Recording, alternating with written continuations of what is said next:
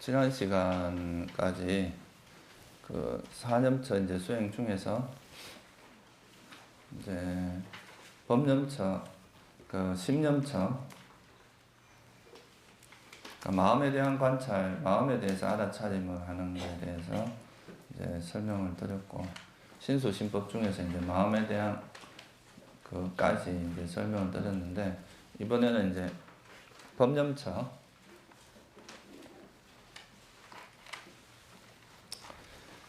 이 법념처에 대한 이제 설명을 드리도록 하겠습니다. 대념처경을 보면은 이제 이 법요집에 보면 대념처경이 나오는데요. 거기 법념처에 해당되는 게 5가지가 있어요. 한번 펴보세요.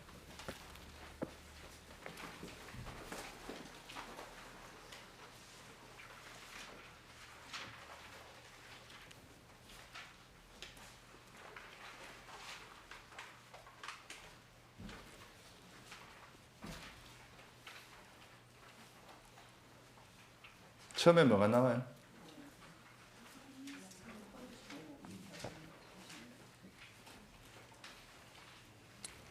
다섯 가지 장애 요소가 나오죠, 그죠? 제일 첫 번째. 이게 5장애, 이게 나오고, 그 다음에 뭐가 나와요? 오온이 나오죠, 그죠? 오온이 나오고. 그 다음에 6처, 그 다음에 이제 7각지, 그 다음에 4성제, 이렇게 나오거든요.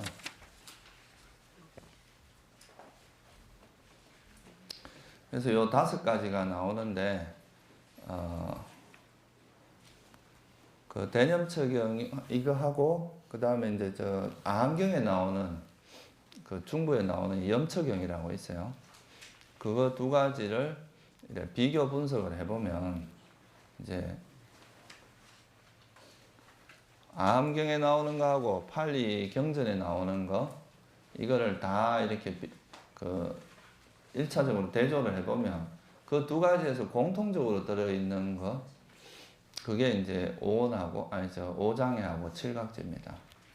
그래서 그 나머지 이제 이런 부분은 그게 뭐 잘못됐다는 게 아니라 어떤 면에서는 조금 더 자세하게 이제 후대에 정착된 거다 이렇게 말할 수도 있고요. 또 사성제 같은 경우는 뭐예요? 결국은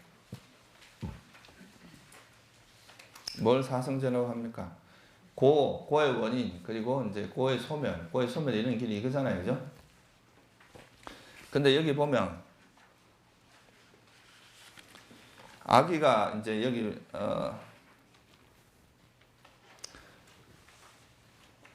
261페이지 한번 보세요.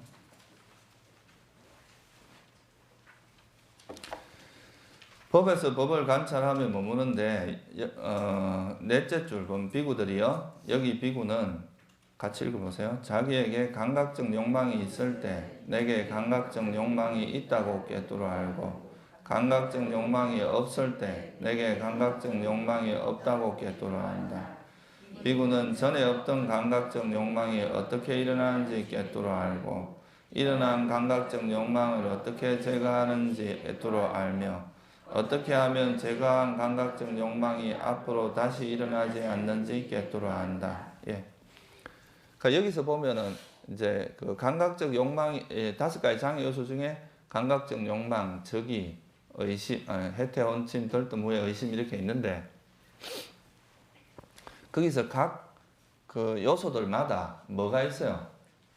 이것이 어떻게 일어나는지 꿰뚫어 안다. 그런 게 있고 어떻게 사라지는지 또 이게 일어난 것을 어떻게 다시는 일어나지 않게 하는지 이런 것들을 이제 꿰뚫어 안다. 이게 결국은 뭐냐 하면 이 내용이 이제 오장애하고 뭐가 결합되어 있다고 볼 수 있어요. 그러니까 오장애를 통해서 사성제가 드러나는 거다. 이렇게 말할 수 있겠죠. 그죠? 그러니까 오장애를 알고 오장의 원인을 알고 오장의 소멸을 알고 오장의 소멸에 이르는 길을 알고 이런 이야기란 말이에요. 그래서 사실은 이런 말 속에 이제 사성제에 대한 기본적인 내용이 다 포함되어 있습니다. 그래서 이제 공통적으로 우리가 이제 법념처를 이야기할 때는 주로 이제 물론 이거를 다 설명을 할 수도 있지만 기본적으로는 오장애하고 7각지를 잘 이해하는 것이 이제 굉장히 중요하다. 이렇게 말할 수가 있어요.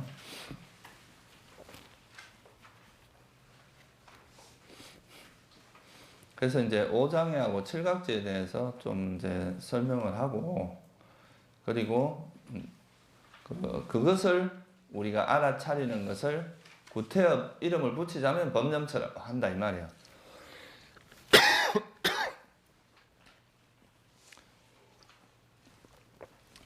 심념처는 이제 이렇게 전체적으로 그 마음이라는 측면에서 이제 포커스를 맞춘 거니까, 이거는 이제 그 결국은 이제 이 오장애 중에 어떤 게 결합되냐, 뭐 예를 들어 탐욕을 알아차리면 탐욕이라고 하는 그 부분을 꼬집어서 알아차리면 이건 뭐냐 하면 법념체가 되고, 탐욕과 결합된 그 마음을 알아차리면 뭐가 돼요? 이건 심념체가 되고 그렇게 되겠죠. 그러니까 사실 이거는 획일적으로 구분한다는 것이 별 의미는 없습니다. 실제 수행할 때는 이게 이렇게 구태여 구분할 필요가 없거든요. 이게 심념처다, 법념처다 이렇게 할 필요는 크게 없단 말이에요. 이거는 이제 신수신법이라고 하는 그런 이제 그 관점에서 설명을 할 때는 이제 이렇게 설명을 하지만, 실제 우리가 수행을 할 때는 그런 구분이 크게 이제 구태여 이렇게 세세하게 다 구분할 필요는 없습니다. 그냥 그때 지금 이 순간에 일어나는 그 가장 뚜렷한 현상, 그것들에 이제 마음을 이렇게 알아차리면 되기 때문에, 그게 때로는 몸의 현상이 나타나기도 하고, 때로는 마음, 신수신법 중에 적절한 것이 그때그때 나타나는 거겠죠. 그죠? 그래서 기본적으로 이제 법념처라는 것은 오장애하고 칠각지를 좀 제대로 이해하는 것이 가장 중요하다, 이렇게 말할 수 있어요. 전에도 제가 비유를 드렸지만, 우리 몸 전체를 이렇게 그냥 저는 뭐 일묵선입니다, 또는 저는 뭐 누구다 이렇게 이야기할 때는 그것들의 이제 이름은 다양하지만 공통된 건 사람이라는 공통점이 있잖아요. 그죠? 그러니까 마음이라는 공통점이 있다 이 말이에요. 마음에 다양한 이름이 붙어 있지만, 근데 또 그 사람이 가지고 있는 그 특성, 예를 들면 우리 몸 전체를 그냥 내 몸이라고 하지만, 여기서 팔을 지칭할 때도 있고, 발을 지칭할 때도 있고, 코를 지칭할 때도 있을 거 아니에요. 그죠? 그렇게 하는 것은 이제 일종의 오장애 또는 칠각지 이런 거를 구체적으로 심리 현상 하나를 딱 지칭할 때는 이제 주로 법념체라고 이야기한다 이 말이에요. 그러면 오장애를 먼저 이야기를 해보면, 이제 감각적 욕망과 성냄과 해태 혼침, 그다음 들등과 후회, 의심,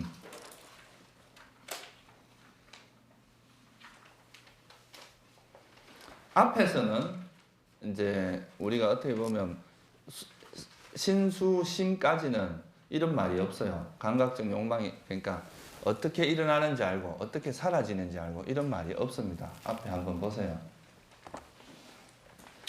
여긴 그냥 뭐 이것이 일어나는 현상을 관찰하며 머물고 사라지는 현상을 관찰하며 머물고 이렇게 나오죠. 심념체에는. 한번 보세요. 저 260페이지 한 표 보세요. 이제 여러 가지 마음에 대해서 쭉 설명을 하고, 다섯째 줄, 이와 같이 안으로 마음에서 마음을 관찰하며 머문다. 혹은 밖으로 마음에서 마음을 관찰하며 머문다. 혹은 안팎으로 마음에서 마음을 관찰하며 머문다. 혹은 마음에서 일어나는 현상을 관찰하며 머문다. 혹은 마음에서 사라지는 현상을 관찰하며 머문다. 혹은 마음에서 일어나기도 하고 사라지기도 하는 현상을 관찰하며 머문다. 혹은 그는 마음이 있군 하고 마음챙김을 잘 확립하나니 지혜만이 있고 마음챙김이 현존할 때까지. 뭐 이런 식으로 설명이 되어 있죠. 그죠? 여기에는 그러니까 이게 어떻게 하면 일어나고 어떻게 하면 소멸하고 이런 거에 대한 이야기는 없죠. 그게 다 어디에 있냐면 법념체에만 이 말이 나옵니다. 그건 뭘 의미하냐면 수나 심 이거는 여러분이 어떻게 하든 간에 이건 일어나게 돼 있는 거잖아요. 느낌이 안 일어나진 않고 또 마음은 안 일어나지도 않고 그렇지만, 오장애하고 칠각지는 다릅니다. 여러분이 마음을 잘 보호하면 오장애는 안 일어나게 할 수 있죠. 그죠? 그렇죠? 정신을 차리고 있으면 칠각지 일어나. 이거는 여러분들의 어떤 노력에 의해서 변화가 가능한 거다 이 말이에요. 오장애가 이제 어떻게 하면 일어나고 어떻게 하면 사라지는지 이런 걸 잘 알면 그런 것을 오장에는 이제 가급적이면 버리고 칠각지는 개발해야 되는 거기 때문에 이거는 우리의 이제 그 어떤 지혜, 노력 이런 것이 들어가서 이런 것들을 그러니까 컨트롤할 수 있는 부분이기 때문에 여기서는 이제 이런 게 들어가는 거죠. 법령처에서는 약간 그러니까 개념이 약간 다른 게 있는 거예요. 그래서 감각적 욕망이 일어났다. 그거는 일단 여러분 우리 마음이 뭐예요? 감각적 욕망이 오염이 됐다는 뜻이잖아요. 그러면 이 오염된 마음을 어떻게 막고 이미 일어난 것은 어떻게 버리고 아직 일어나지 않은 것은 어떻게 예방하느냐 이런 거에 대한 지혜가 있어야 이게 안 일어나게 할 수 있겠죠, 그죠? 그래서 이제 여기에는 그런 개념들이 포함되어 있습니다. 그러니까 칠각지는 어떻게 보면 이제 오장애하고 칠각지 같은 경우는 이제 여러분들이 어떻게 하냐에 따라서 그게 이제 다른 모습으로 나타나는 거. 그러니까 일어나기도 하고 안 일어날 수도 있다 이 말이에요. 이런 오장애나 칠각지는 때로는 일어나고 때로는 안 일어나기도 하지만 이거는 어때요? 마음 순화심은 어때요? 항상 일어나는 거잖아요, 그죠? 그래서 여기서 이제 그런 관점을 잘 이해를 하시면 이 5가지 장애 요소를 어떻게 이제 이해를 해서 그것이 일어나게 하고 사라지게 하고 또 그러니까 이 오장의 원인과 그의 소멸 그리고 이제 그것이 소멸에 이르는 길 어떻게 하면 이걸 벌릴 수 있나 이런 거를 잘 이해하는 것이 중요하다 이 말이에요. 법령처에서는. 그럼 먼저 감각적 욕망을 먼저 이야기하면 감각적 욕망의 감각적 욕망은 뭘 감각적 욕망이라 합니까? 이 감각적 욕망의 본질은 2가지로 설명을 할 수 있습니다. 첫째는 집착이고 둘째는 만족하지 않는다. 만족할 줄 모른다. 이게 이제 집착의 큰 특징으로 이야기할 수 있어요. 이거 탐욕, 감각적 욕망의 일단 욕망이라는 의미 자체가 그냥 단순히 뭘 하는 게 아니라 이거는 거머쥐고 안 놓으려고 하는 집착이 달라붙는 게 있고 둘째는 지금 현재 수준에서 만족하지 못한다는 거. 더 강한 걸 계속 요구한다는 거예요, 이게. 그것이 이제 그러니까 2가지의 아주 핵심적인 특성이다. 이렇게 말할 수 있습니다. 그래서 이런 결점을 갖고 있기 때문에 감각적 욕망을 장애 요소라고 이야기하는 거죠. 그러니까 이거는 막 딱 달라붙어 갖고 떨어지지 않으려고 하니까 이건 결국 뭐냐? 이 세상의 현상은 사라지게 돼 있는데 이걸 붙어서 안 놓으려고 하니까 결국 뭐가 되겠어요, 이거는? 고가 따르잖아요, 그죠? 그 괴로움이 따른다 이거죠. 그래서 이 감각적 욕망이 있으면 반드시 성냄이 동반되게 돼 있습니다. 괴로움이 따라오게 돼 있다 이거죠. 그리고 만족할 줄 모른다는 것은 항상 불만의 여지가 있다 이거죠, 그죠? 100억을 가졌어. 순간적으로 행복한데 200억 가진 사람을 보니까 또 그걸 또 가지고 싶은 거죠. 그렇게 계속 욕망이라는 게 멈추지 않는 그런 성질이 있습니다. 계속 뭔가 더 강한 것으로 달려나가고 그래서 이거는 만족할 줄 모른다는 거. 현재 만족하는 게 아니라 계속 더 많은 것을 원하는 것. 이게 이제 감각적 욕망의 특징이고 그 반대급부로 나타나는 게 뭐예요? 성냄이죠, 그죠? 이 성냄은 그 불만족과 함께 하는 게 정신적인 괴로움이거든요.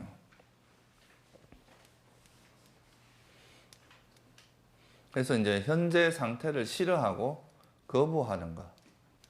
이게 이제 성냄의 본질이죠. 그리고 성냄은 잔인함의 어떤 성질이 있습니다. 남이 고통받는 것을 즐기고 남이 고통받기를 원하는 그런 것이 잔인하죠. 남이 막 괴로워해도 그거를 이렇게 불쌍하게 연민심을 가지면서 더 고통을 안 주려고 하는 게 아니라 더 이렇게 고통을 주려고 하는 이런 마음으로 작용을 합니다. 그래서 이제 사실 이 감각적 욕망과 성냄은 따로 설명할 수 있는 것이 아니다. 이렇게 볼 수 있어요. 우리가 보통은 보면 화를 설명을 할 때 화라는 것을 따로 떼서 하기도 하는데 실제로 이 감각적 욕망과 성냄이라는 것은 쌍입니다. 쌍. 같이 일어난다는 뜻이 아니라 동시에 감각적 욕망이 있으면 반드시 성냄은 동반되게 돼 있다. 왜냐면 원하는 것이 만족되면 사라질까봐 두렵고, 만족 안 되면 안 된 것 자체가 괴로움이고. 그래서 이거 감각적 욕망과 성냄이라고 하는 것은 반드시 함께 하는 거다 이거예요. 그래서 안함이 되면 이제 이 감각적 욕망이 사라지는데, 감각적 욕망과 성냄이 동시에 사라집니다. 어느 하나만 그러니까 만약에 감각적 욕망이 없으면 성냄이 있을 수 없다 이 말이에요.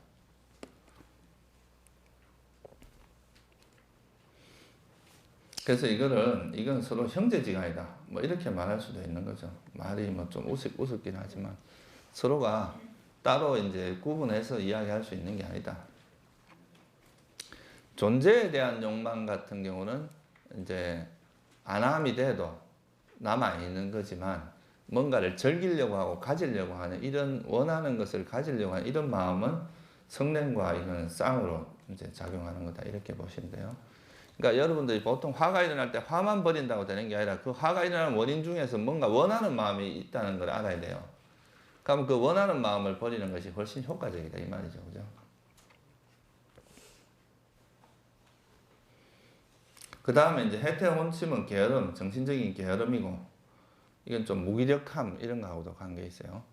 아무것도 할 의욕도 안 나고 무기력해지는 거 이런 게 이제 정신적인 거고, 머리가 일종의 이제 막 흐리멍덩해서 뭔가를 지혜가 작용하려면 뭐 정신이 또릿또릿해야 되는데, 이건 흐리멍덩한 정신이기 때문에 뭔가 지혜가 작용할 수 없는 상태죠. 그리고 이건 이제 졸음을 유발하고, 잠을 자게 이제 졸음이 유발되죠. 그래서 이건 무기력함이다 이렇게 보시면 되고, 그 다음 덜등과 후회는, 덜등은 마음이 이제 우리가 할 때 마음이 떴다, 그렇게 이야기하는 그러니까 이렇게 안정되지 않고 불안한 상태, 이런 게 이제 덜뜸이라고 보시면 돼요. 그래서 우리가 불선한 마음이 일어날 때는 항상 마음에 불안함이 있습니다. 항상 그 마음 깊숙한 곳에는 불안함이 있어요. 그런데 이제 여러분들이 수행을 하고 집에 돌아갈 때 보면 마음이 뿌듯한 그런 거, 안정감이거든요. 선한 마음은 마음을 안정시켜 주는데, 이 불선한 마음은 이런 이제 불안감이 있다. 그러니까 후회는 과거의 잘못한 행위에 대한 그 회한 이런 거고, 또 선한 행위를 하지 않은 거에 대해서 또 회한하는 것도 있고. 그러니까 후회는 두 가지 형태가 있어요. 잘못된 행위를 한 것에 대해서 이제 후회하는 게 있고, 또 하나는 선한 행위를 해야 되는데 하지 않은 거에 대해서 후회를 하는 게 있습니다. 그 두 가지 형태로 보시면 돼요. 그러니까 이건 마음이 이제 안달복달해서 왜 그랬을까 하고 이런 것이요.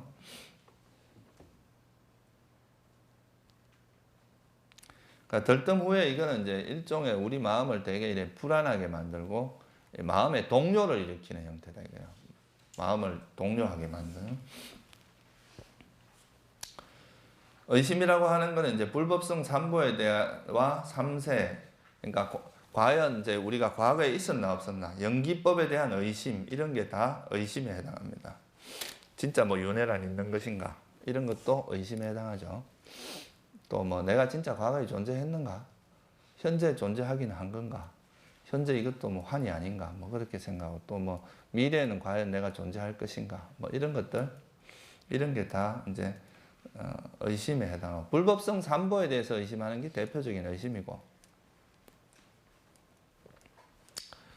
인과를 믿지 않는 거, 이것도 이제 의심이라고 할 수 있겠죠, 그죠? 뭐 진짜 인과가 어디 있어? 요즘은 그 불교를 공부하는 사람들도 인과를 안 믿는 사람들이 많아요, 실제로. 뭐 인간을 믿으면 그 나쁜 짓은 안 하게 돼 있거든요. 자기가 한 행위가 결과를 가져올 게 뻔한데, 불교에서 이제 그 제일 중요한 게 이제 이 연기법이고, 이 연기법의 한 측면이 인과적인 측면이 있고, 다른 측면이 이제 무아의 측면이 있거든요. 근데 이 인과라는 것은 기본입니다.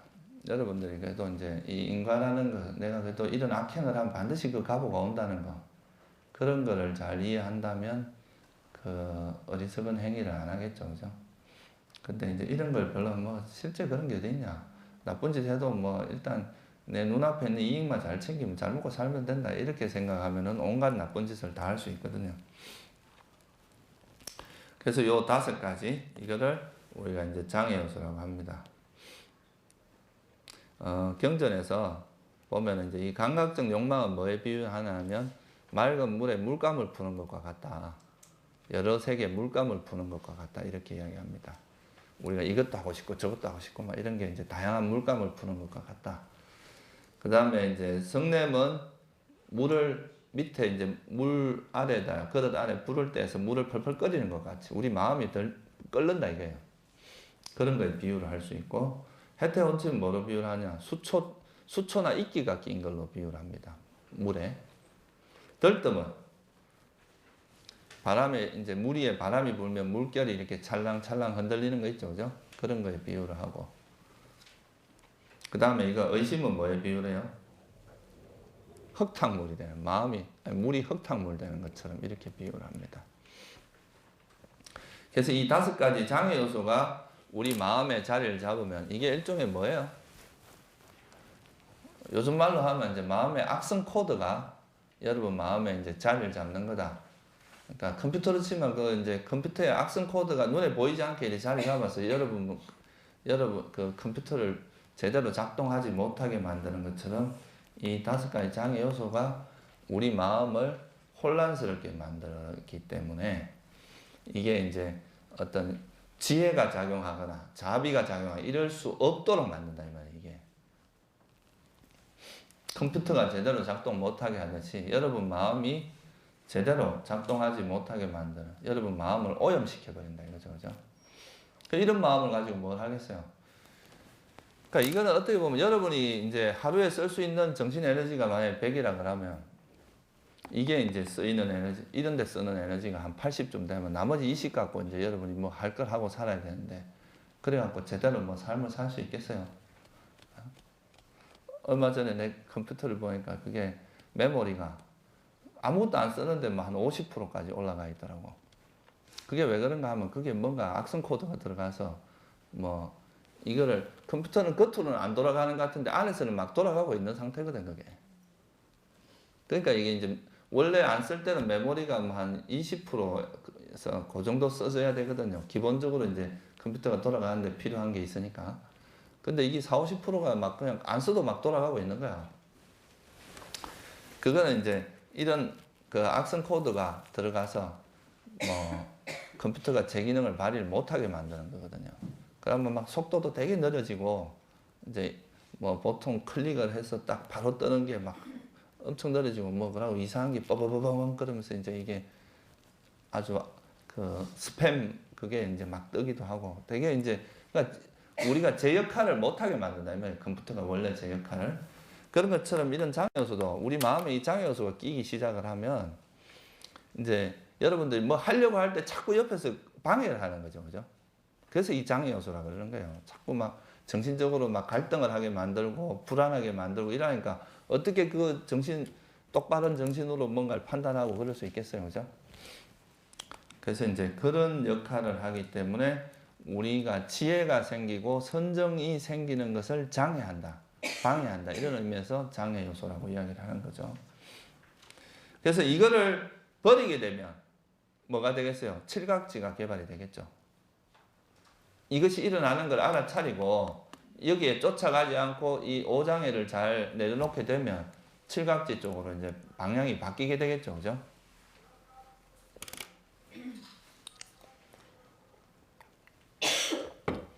그러니까 여러분들이 마음을 쉽게 말하면 최적화를 해야 돼요. 마음이 최적화된 상태. 그러니까 우리가 선한 마음의 그 요소 중에 하나가 적합하다, 부드럽고 적합하다 그런 말이 있죠, 그죠? 이게 이제 어떤 지혜가 작용하기에 가장 적합한 상태가 되는 게 선한 마음이거든요. 그러니까 그런 상태가 되려 그러면 이 장애 요소가 일시적으로 놓아져야 됩니다. 이 장애 요소가 끼어버리면 우리 마음은 계속 그것 때문에 그 혼란을 겪게 되고 그래서 바른 어떤 수행을 할 수 없게 만든단 말이죠. 그래서 이제 이 오장애가 일어날 때 그거를 즉시 알아차리고 이것을 이제 내려놓게 되면, 그러면 이제 그 내려놓은 마음 상태가, 예를 들어서 감각적 욕망이 놓아졌다. 이런 감각적 욕망이 놓아졌다는 이야기는 뭐가 되겠어요? 알아차림이나 지혜가 작용할 수 있다는 이야기죠. 성냄이 버려졌다. 자비가 작용할 수 있다 이 말이에요. 그래서 이제 그러고 이것이 내려졌을 때 그 고요한 마음 상태를 고요하게 됐다 그러면 그건 뭐가 되겠어요? 여기서 말하는 그러니까 삼매 상태가 되겠죠, 그죠? 마음이 고요해졌다. 그 다음에 뭐 마음이 평온해졌다 이렇게 될 수도 있고, 또 경안, 마음이 아주 편안한 상태, 그런 상태도 될 수 있고, 결국은 그러니까 이 오장애하고 칠각지는 서로 반대되는 현상이잖아요, 그죠? 하나는 어떤 우리 마음을 오염시키는 거고, 하나는 우리 마음이 이제 이렇게 최적화된 상태, 선한 마음의 상태란 말이에요. 선한 마음을 일으키는.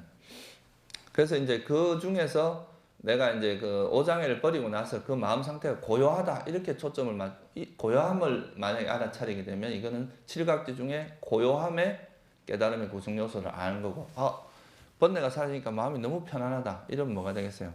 편안함의 깨달음의 구성 요소를 알게 된 거고, 그게 이제 드러나는 거고, 또 만약에 딱 사라지고 나서 지혜가 작용하는 게 딱 보인다 그러면 지혜를 알아차림이 되는 거고. 무슨 말씀인지 이해가 되시죠? 그러니까 이 오장애하고 칠각지는 서로가, 그러니까 오장애를 소멸해서 오장애를 버리게 되면 일시적으로 칠각지 중에 하나가 드러난다 이 말이에요, 그죠? 칠각지가 드러나고, 또 정신이 흐리멍덩해서 또 이런 이제 마음을 알아차림이 없어지면서 마음을 방심하게 되면 어떻게 되겠어요? 이런 오장애가 또 여러분 마음에 지죽은 듯이 또 들어옵니다. 또 슬금슬금 들어와서 여러분 마음에 자리를 잡습니다. 그러면 또 오장애가 이제 드러나게 되겠죠, 그죠? 그래서 이 오장애가 일어나는 오장애를 내려놓는 방법을 알게 되면, 그러면 그게 뭐가 돼요? 칠각지가 드러나게 되겠죠, 그죠? 그리고 이제 오장애를 소멸된 것이 칠각지로 드러난다 이 말이에요. 그래서 이 오장애를 내려놓는 방법을 여러분들 이제 이해를 하는 것이 필요하겠죠.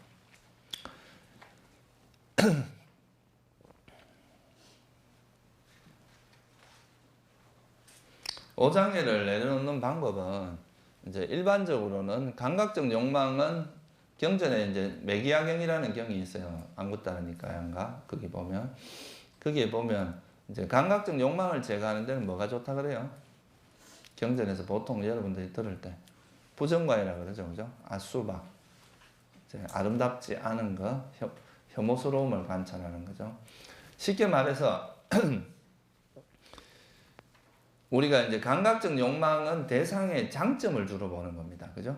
좋은 점만 보는 거려고 하는, 좋은 점을 보고 집착을 하는 건데, 그 대상의 결점을 보는 거죠. 결점, 부족한 점, 단점 이런 걸 보면 그것이 이제 한쪽으로 치우친 마음의 균형이 잡히기 때문에 이제 감각적 욕망을 버릴 수가 있다 이거예요. 그래서 감각적 욕망은 부정관을 통해서 버리게 됩니다. 그리고 이제 성냄 같은 경우는 어때요? 안 좋은 점을 보잖아요, 그죠? 단점이나 부족한 면을 보게 되니까 이건 오히려 이걸 사랑스럽게 본다 이 말이에요. 대상을, 장점이나 좋은 점을 본다 이거죠. 경전에는 설명을 이렇게 안 하고 이렇게 되어 있습니다. 혐오스러운 대상을 혐오스럽지 않게 본다. 또 혐오스럽지 않은 대상을 혐오스럽게 본다. 이렇게 설명이 되어 있거든요. 그러니까 감각적 욕망 같은 경우는 혐오스럽지 않은, 다시 말하면 아름다운 대상에 대해서 집착을 한단 말이에요, 그죠? 이거는 혐오스럽게 봐야 이게 뭐가 돼요? 중화작용이 일어나겠죠, 그죠? 그러면 이제 혐오스러운 대상은 혐오스럽지 않게 봐야 된다. 근데 여기서 혐오스럽다, 혐오스럽지 않다는 말을 성냄으로 이해를 하면 안 됩니다. 이거 싫어, 이게 아니라 이거의 속성은 혐오스러운 속성, 그러니까 이것이 본질이 혐오스러운 본질을 갖고 있다는 그걸 파악하는 거하고, 저거 혐오스러워, 이건 틀리다 이 말이에요. 무슨 말인지 이해가 되세요? 이건 지혜다 이 말이에요, 지혜. 그렇게 혐오스러운 속성을 가지고 있다고 파악하는 걸 의미합니다. 그거를 이제 미워하는 마음으로 생각하면 안 된다. 그러면 계속 번뇌 일으키는 건데. 그죠? 이거의 속성은 좋은 것만 있는 게 이런 단점도 있다. 이런 그 혐오스러운 측면을 가지고 있다라는 것을 지혜로서 통찰하는 거다 이 말이죠. 그죠? 그렇게 하면서 버려지고 그 다음에 혜태 혼침은 뭐로 버리라 그래요? 보통 일반적으로 게으름은 뭐가 적효약입니까? 예, 죽음에 대한 명상이죠. 그죠? 만약에 여러분 내일 죽는다고 생각해 보세요. 오늘 뭐 하겠어요? 예? 에이, 죽기 전에 술이나 먹자 이러겠어요? 그래도 이제 죽음에 대해서 우리가 생각을 하면 그래도 좀 더 정신적으로 이제 좀 가치가 있는 삶을 살려고 노력할 거 아니에요. 그죠? 남은 삶을 좀 의미 있게 보내고 싶다. 그렇게 생각하겠죠. 그래서 이런 게으름을 극복하는 데는 절박함을 일으키는 게 좋고 그 절박함을 일으키는 방법이 바로 경각심, 절박함 이런 걸 일으켜야 되는데 그건 죽음에 대한 명상이 좋다 이거죠.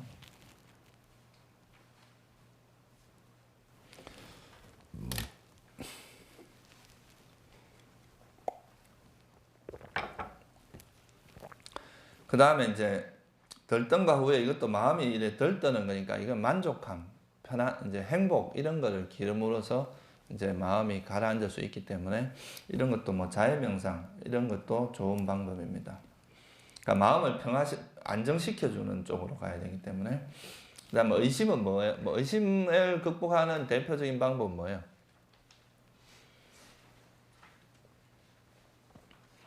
아까 의심이 일어나는 그 기본이 뭐라 그랬어요? 불법성 삼보에 대해서 의심하는 거잖아요. 그죠?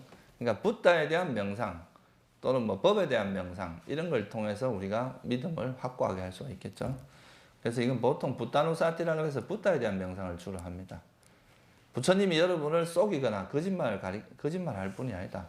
부처님이 가르쳐 준 그런 부처님의 덕을 이렇게 반조를 하면서 부처님 같은 분이 우리를 이제 악분 길로 이끌 리가 없다. 부처님의 그런 가르침을 따르면 우리에게 이익이 있다는 걸 믿음으로써 선법에 대해서 믿음을 가지는 거죠. 이건 뭐 더 자세하게 설명을 안 드릴게요.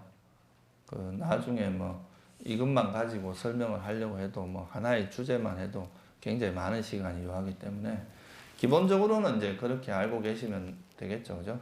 그래서 이제 여러분들이 마음에서 이런 장애 요소가 일어나는 것, 특히 이제 쉽게 말하면 우리가 이제 이 마음이 있고 대상이 있어요. 이 마음과 대상이 이렇게 만나는 게 뭐예요? 문에서 만나잖아요. 그죠? 감각의 문에서 만나는데 이 만날 때 이 마음에 알아차림이 있으면 이게 이제 마음이 오염되는 걸 딱 막을 수 있어. 도둑이 들어오는 걸 막을 수가 있는데 마음의 악성 코드가 못 들어오게 한다 이 말이에요. 근데 이 알아차림이 없으면 슬그머니 이걸 오염시킨단 말이에요. 그죠? 그래서 이제 이것을 항상 정신을 차리고 오장애가 문 안으로 들어오지 못하게 그 마음을 보호를 잘해야 된다 이거죠. 그죠? 그게 이제 그래서 이 자기 마음에서 이런 오장애가 일어나는 순간 빨리 알아차려서 그것을 아까 말한 그런 이제 적절한 방법을 동원해서 이것이 이제 마음에 자리 잡지 않도록 노력을 하면 그 다음에 이제 개발되는 거. 그러니까 이렇게 이제 그 방법을 터득하는 게 결국 뭐예요? 오장애에 대해서 오장애가 뭐라는 걸 알았으면 오장애 원인도 있겠죠, 그죠? 감각적 욕망의 원인은 뭐겠어요? 뭐 너무 좋은 것에 대해서 지속적으로 우리가 이제 마음을 기울이는 거겠죠, 그죠? 아름다운 거, 뭐 예를 들어서 뭐 명품 아주 예쁜 거 있는데 그것만 계속 쳐다보고 있으면 사고 싶은 마음이 나중에는 안 일어날 수가 없다 이거죠. 그리고 남자들 같은 경우는 예쁜 여자 자꾸 이렇게 쳐다보고 있으면 홀린다 이 말이에요. 그래서 우리 그 수행자들이 그 이성의 얼굴을 쳐다보지 말아 그러거든요. 표상을 취하지 마라 그러잖아요. 그러니까 전체상이나 부분상, 그러니까 뭐 얼굴 쳐다보고 그다음에 코가 어떻게 생겼고 귀가 어떻게 생겼고 뭐 이렇게 보다 보면 자기도 모르게 그렇게 빨려 들어간다 이 말이에요. 그래서 그런 걸 하지 마라 그러거든요. 그래서 이제 그 어떤 감각적 욕망이 일어날 그런 아름다운 표상에 지속적으로 마음을 기울이면 안 되고 성냄은 그러니까 성낼 만한 그 대상에다가 계속 마음을 기울이는 거 이게 이제 성냄의 원인이 되고 뭐 해태 혼침 같은 경우도 뭐 예를 들어서 뭐 그런 무기력한 상태 그런 거에 자꾸 마음을 기울이는 거죠. 뭐 또는 뭐 이제 그 밥을 너무 과식을 한다거나 이런 것도 원인이 돼요. 해태원치만. 음식도 이제 너무 많이 먹으면 이제 식곤증 같은 게 오죠, 그죠? 그것도 하여 이제 지금 좀 따분하고 힘들어. 그냥 무기력하다. 아, 무기력하기 싫다. 아무것도 하기 싫다. 뭐 이렇게 하다 보면 점점 더 다운되거든요, 사람 마음이. 그런 게 이제 그쪽으로 자꾸 마음을 기울여서 그런 거죠. 또 들뜬 후회, 이것도 후회가 아니라 후회도 자꾸 하다 보면 그 이런 들뜸이나 후회가 일어날 그런 상황은 이제 지속적으로 기울이면 안 된다는 거죠. 그래서 이런 것도 뭐 예를 들어서 우리가 뭐 노래방 같은 데 가서 거기에 그런 데 있으면 이 들뜸이 일어나겠어요? 안 일어나겠어요?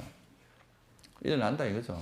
그래서 이런 것도 그런 상황을 좀 피해야 되고, 의심도 그렇고, 의심도 이제 의심이 일어날 만한 그런 상황을 이제 지속적으로 주의를 기울이면 안 된다 이 말이에요.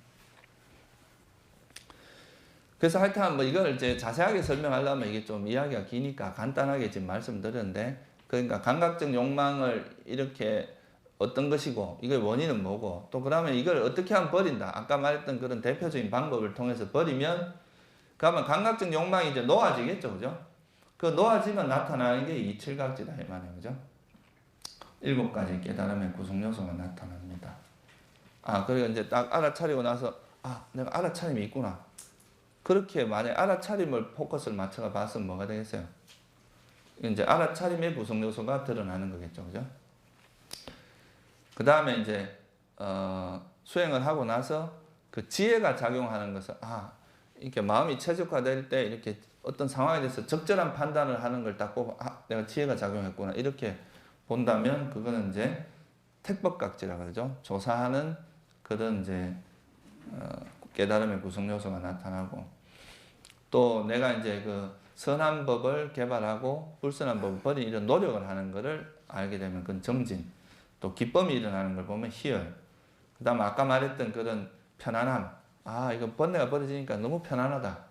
그런 편안함을 이렇게 알아차린다면 또 편안함이 드러나는 거고, 삼매는 이제 고요함이 드러나는 거죠, 그죠? 뭐 알아차림은 다 설명이 됐고, 조사, 법의 조사, 이건 택법각지라고 우리가 보통 알고 있는데, 택자가 뭐냐면 간택하다 할 때 그 택자거든요. 뭔가 이렇게 선택한다 이 말이죠. 이건 뭐냐 하면 법의 본질, 이것은 예를 들어서 자선하고 나서 뭐 어떤 상황을 보면서 이 법의 성질은 뭐고 이렇게 조사하는 걸 이야기합니다. 이거의 성질은 뭐고 특징은 뭐고 이건 어떨 때 일어나고 이런 원인을 조사하고 이런 거 다 조사의, 그러니까 지혜의 범주에 해당하고, 정진은 뭐예요? 선은 개발하고 불선을 버리는 노력을 우리가 정진이라 그러죠, 그죠? 희열이야 다 아실 거고, 편안함은 여러분 수행하다 보면 어때요? 마음이 한없이 이렇게 편안해지는 거 있죠, 그죠? 가볍고 이렇게 편안해지는 거, 그게 이제 편안함, 경안이라 그러죠. 그리고 삼매는 고요한, 집중되어 있는 상태, 아주 마음이 고요하고 또렷한 그런 상태. 이걸 이제 봉암사라고 이제 우리 문경에 가면 봉암사라는 아주 유명한 그 선방이 있는데, 거기 선방에 가면 그 하나의 그 이제 선방, 여러 가지 선방이 있는데 한 3개 정도 선방이 있어요. 그 중에 한 선방 이름이 뭐냐면 성적당이에요. 성적당. 성자가 성성할 성자고 적자가 고요할 적자예요. 그러니까 이게 뭐냐면 성성하면서도 고요하다 이 말이거든. 그러니까 고요하긴 한데 그냥 뭐 흐리멍텅하게 졸아서 고요한 게 아니라 또릿또릿하게 이제 고요하다 이 말이거든요. 그래서 이게 이제 보통 한자로는 적적성성 또는 성성적적이라고 이야기하는데, 그래서 이 삼매의 상태는 그런 상태입니다. 그러니까 성적이죠. 그러니까 또렷하면서도 고요한 상태를 이야기합니다. 그 다음에 평온하다는 것은 이제 중립적인 상태를 이야기하죠. 마음이 치우침이 없고 잘 조화되어 있고 균형 잡혀져 있는 상태, 이런 걸 평온하다고 이야기합니다. 만약 여기 있는 사람들이 전부 이렇게 서로가 조화가 잘 이루어져서 아주 화합도 잘 되고 이러면 뭔가 평온한 어떤 상태가 이루어지겠죠. 그런 것처럼 우리 마음이 너무나 이렇게 딱 안정되고 균형이 잡혀서 편안한 그 어떤 다른 문제를 일으키지 않는 그런 중립, 그러니까 잘 조화된 상태, 이런 거를 우리가 평온이라고 이야기를 합니다.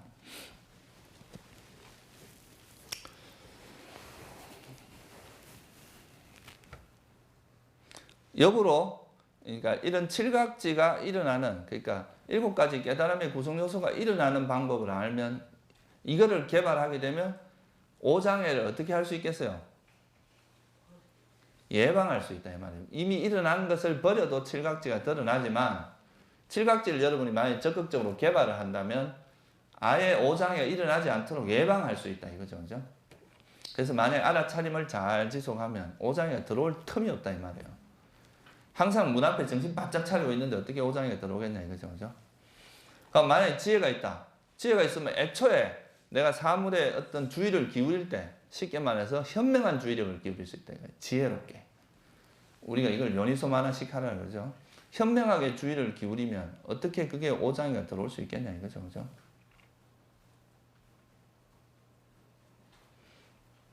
그래서 이제 어떻게 보면 불교도 처음에 여러분들이 이제 수행을 시작할 때는 어떻게 보면 이제 일어난 번뇌를 어떻게 버리냐 이런 게 중요해집니다. 그게 중요한 이제 주제죠. 근데 나중에 이제 여러분들이 수행을 좀 더 깊어지면 이제 애초에 사물을 바라볼 때 지혜롭게 바라보는 힘이 생겨요. 그러니까 어떤 처음부터 예를 들면 이제 아름다운 여인을 보고 처음에는 이제 일단 마음이 이렇게 마음이 혹해요. 혹했다가 이건 아니다 하고 마음을 또 물러서고, 이런 경우는 이제 이미 일어난 번뇌를 어떻게 하는 거예요? 버리는 거죠, 그죠? 근데 만약에 나중에 이제 부정관 수행을 많이 했다. 여자가 여자로 보이는 게 아니라 뼈다귀로 보인다 이 말이에요.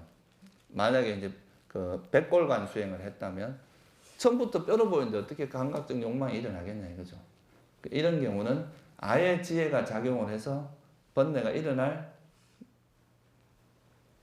가능성을 없애버리는 거죠. 예방을 하는 거죠, 예방. 그래서 이제 나중에 지혜가 깊어지면 현명한 주의를 기울일 수 있다 이거예요. 여러분들 사물을 볼 때 지혜롭게 사물을 보는 힘이 생긴다 이거죠. 그러면 그 번뇌 자체가 예방될 수 있다 이거예요.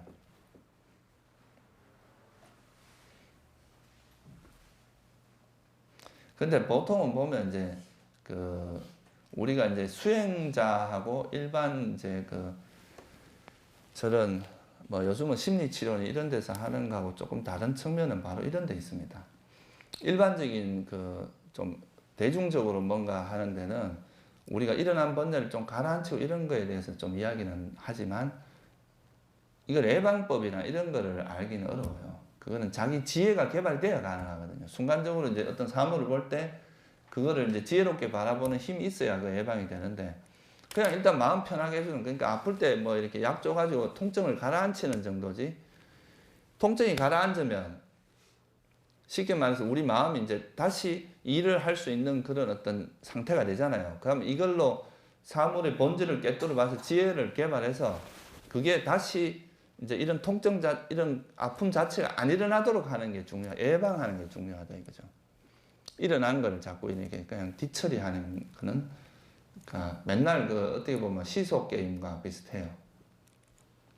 했다 그러면 또 조금 방심하면 또 일어나고, 했다 하면 또 일어나고, 이러니까 이게 이제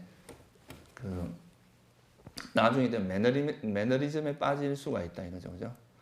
근데 여러분들 지혜가 막 작용하기 시작을 하면, 지혜가 작용할 때는 사띠는 따라오거든요. 구태 알아차리고 애쓸 필요도 없어. 사띠 없는 지혜는 없거든요. 지혜 없는 사띠는 있을 수 있어도 사띠 없는 지혜는 없단 말이에요. 그러니까 만약 지혜가 작동한다는 거는 사띠는 따라온다는 이야기입니다. 그 사띠가 없을 수 없다 이 말이에요. 그러면 이제 그때 되면은 되게 이제 수행도 쉬워지고, 그래서 이 지혜를 개발하는 것은 자력으로만 가능해요. 내가 아무리 여러분들한테 뭐 이런 좋은 게 있다. 마치 말을 물가로 끌고 가는 까지는 가능하지만 먹는 건 누가 먹어야 돼요? 말이 먹어야 되잖아요. 마찬가지로 이런 불교 수행도 어느 정도 이제 가는 길에 이렇다 이런 걸 해야 된다는 걸 하지만, 그거 이제 이런 지혜라는 부분은 스스로의 노력이 하지 않으면 절대 개발이 안 됩니다. 남이 해주는 걸 듣고 하는 정도 수준 갖고는 좀 어려워. 자기 사유, 자기 노력, 그런 게 들어가야 된다 이거죠. 자기 반조 이런 게. 그래서 이제 이런 식으로 우리 이제 그 알아차림 수행이라는 게 신수신법이라고 하는 4가지 대상인데, 그게 이제 뭐 몸으로, 전에 말씀드렸듯이 몸을 기준으로 하는 게 좋다 그랬죠. 몸의 어떤 그 기본적인 몸의 동작의 어떤 흐름을 따라서 거기서 변화되는 마음을 알아차리는 게 수행하기가 쉽습니다. 안 그러면 대상이 뚜렷하지 않기 때문에 그냥 뭘 해야 될지를 모를 수가 있거든. 근데 자기 몸이라는 거는 뚜렷하잖아요, 그죠? 걸어가면 걸어가는 게 뚜렷하고, 뭐 일할 때는 손의 움직임, 뭐 그리고 뭐 저 화장실 갈 때는 또 뭐 그런 거 있잖아요.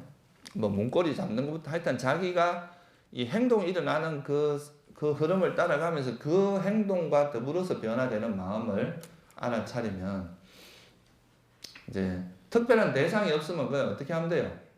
몸을 알아차리면 된다 이거예요. 특별히 내가 이제 마음의 변화 이런 게 잘 뚜렷하게 드러나지 않을 때는 몸으로 그냥 가버리면 된다 이거죠, 그죠?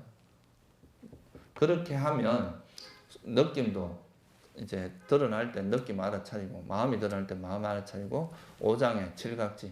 근데 아까 말했듯이 이렇게 자꾸 알아차림을 하다 보면 이 오장의 속성이라든가, 오장이라는 게 뭐고, 특징은 뭐고, 원인은 뭐고, 또 어떻게 하면 일어나고 어떻게 하면 사라지고, 이런 걸 다 이해가 점점 깊어져요. 알아차림을 통해서. 깊어지다 보면 나중에는 이제 오장에 일어났다가, 예를 들어서 뭐 번뇌가 일어났다가 사라지면 또 칠각지 중에 하나가 드러나고 이렇게 되겠죠. 그러면서 이제 이게 나중에는 지혜가 깊어지면 아예 오장애가 일어나지 않고 마음에 침투하지 못하도록 예방할 수 있다 이거죠, 그죠? 그게 이제 우리가 이 알아차림 수행을 통해서 지혜가 이제 성장해 가는 과정이죠. 그냥 알아차림만 한다는 거는 그것만 가지고는 부족하다 이 말이에요. 그 알아차림을 통해서 이제 이런 지혜가 개발이 되면, 특히 법념처에서는 아까 뭐라고 되어 있어요? 이것의 원인은 뭐고, 뭐 이런 걸 이제 아는 거라고 그랬죠, 그죠? 그래서 원인과 그것이 소멸되면 어떤 상태가 되고, 그것이 이제 소멸에 이르는 길은 어떤 거, 이런 걸 철저히 이해하는 것이 지혜가 개발되는 거다, 이거죠, 그죠? 그리고 이런 깨달음의 구성 요소를 이제 이익에 대해서 경전에 보면 되게 많이 나오는데요. 이 족쇄 또는 뭐 족쇄는 조금 다른 개념인데 거의 다 이제 뭐 번뇌의 개념으로 이해를 하시면 돼요. 이 족쇄는 10가지로 설명이 됩니다. 근데 하여간 오장애로 바꿔서 이야기하면 오장애를 버리는 단 하나의 법이 칠각지다. 칠각지를 통해서 우리가 오장애를 버릴 수 있다. 칠각지를 개발하면 오장애를 버릴 수 있다. 그 다음에 이제 감각기능을 단속해야 돼요. 첫째 수행할 때. 이거는 기본이 돼야 된다 그랬죠. 그죠? 감각기능을 잘 단속해야 됩니다. 이게 알아차림 수행의 기본이거든요. 그 다음에 이제 그러면 뭐가 생겨요? 신구의로 삼업에서 신구의 삼업으로 좋은 선행을 하기 시작을 하겠죠. 그죠? 선행을 하고, 그 다음에 알아차림 수행을 하다 보면 칠각지가 개발되고, 칠각지가 개발되면 선정과 지혜가 개발되기 때문에 그게 결국 뭐로 이어지냐면 명지, 지혜와 해탈로 이어진다 이 말이에요. 장애는 어둠과 무지를 만들고 안목과 지혜를 사라지게 하는 게 장애 요소다 이거죠, 그죠? 근데 칠각지는 안목과 지혜를 만들고 열반으로 인도하는 게 칠각지다 이거죠, 그죠? 그래서 우리가 법념처 중에서 오장애는 사라져야 될 대상이고 칠각지는 어때요? 개발되어야 될 대상이다 이거죠, 그죠?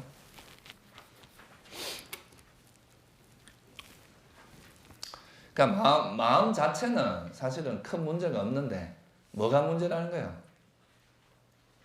이 마음 자체는 원래 이제 여러분들 마음 자체는 아주 또릿하고, 그러니까 이제 순수한 그런 어떤 마음 상태인데 여기에 오장애나 이런 이제 뭐 번뇌나 족쇄 이런 이제 번뇌가 개입되면서 이 마음이 흐려지는 상태다 이거죠, 그죠? 마치 컴퓨터는 원래 아주 좋은 컴퓨터인데 악성 코드가 붙으면 이게 제 역할을 못 하듯이 마음 자체가 문제가 있는 게 아니라 그 오염된 마음이 이 마음을 제대로 작동을 못하게 만든다 이거예요. 그래서 이제 이런 장애를 버리면 이제 우리 마음이 최적화된 상태가 돼가지고 지혜, 그 다음에 이런 고요함, 산매, 선정 이런 것들이 칠각지가 그대로 드러나게 되고 그러면 이제 이게 명지와 해탈로 이어지는 그 통로가 된다. 어떻게 보면 여러분들 이제 좌선을 할 때는 호흡의 알아차림을 통해서 이 오장을 놓는 거고, 그죠? 일상생활에서는 이 사념처, 이게 이제 이 우리가 신수신법에 대한 알아차림, 다시 말하면 몸과 마음에 대한 알아차림, 몸을 기준으로 해서 이 마음의 변화를 알아차리는 이걸 통해서 오장을 놓는 거다. 이렇게 보시면 되거든. 그러니까 결국은 이제 우리가 언제 어느 때나 오장애가 작용하지 않도록 하는 거예요. 이게 이제 아주 중요한 부분이다 이거예요.